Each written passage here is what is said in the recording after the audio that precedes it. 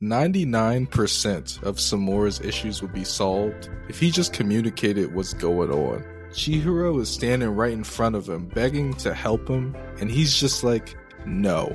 He has no good reason to turn him down either. There are so many reasons to work together with Chihiro, or the Masumi, or Uraha, or the Kamunabi, but he just won't, and I don't get it. Before killing Uraha, Samura said, and I quote, "The only one about to die is the hero version of you." What does that mean? Think about your Uraha, right?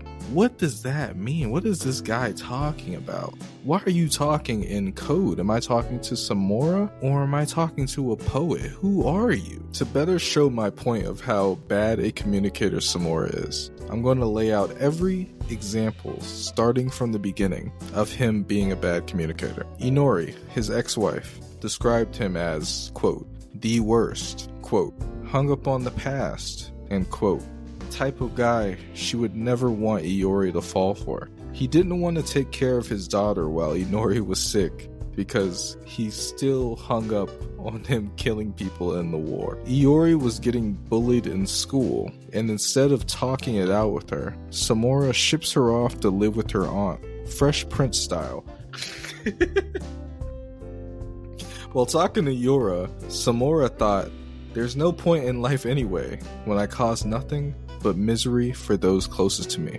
Bro, the people closest to you, they barely even know you. You weren't around for majority of your daughter's life. You weren't around your ex-wife. You weren't around the other wielders. You visited Chihiro once, I think, maybe twice. By Chihiro, I mean Kunishigi. The Masumi, I assume, were always around them, but I don't think they really know him that well. Like, I don't think he actually opened up to them and talked to them about anything. So who exactly are the people who are closest to you? I really don't know. Who do you think are the people closest to you? 3.5 years later, after sending Iori away to live with her aunt, Samura orders the Masumi to erase her memories of him. Without her consent, by the way. Samura's last words to Iori were, "I'm sorry I caused you nothing but pain." You weren't even around majority of her life to cause her anything. You weren't even there. Your effect on her was neutral. And then you erase her memory and make it just dead and completely neutral. Like, I don't understand. You're not causing anyone any pain. And then Samura forms a contract with Yura without telling anyone. He kills Uraha, then brings him back to life without telling anyone his plan. He does the same thing to Chihiro. He goes off to find the 2 remaining wielders, and no one knows where he is. When does this mystery end with Samura? Who is going to explain to this man that no one important cares about his past? Everyone cares about him deeply, and ultimately wants the future to be safe as much as he does.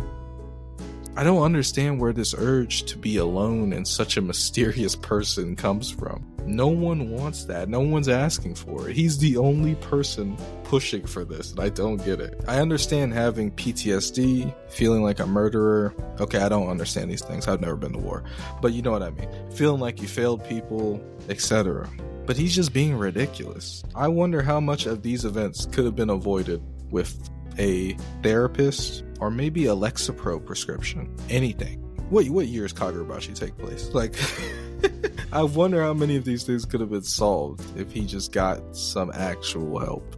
But that's just my quick rant on Samura and how ridiculous he is. I'm sure in Kagurabachi 83 he's gonna continue being ridiculous, and I'm ready for it.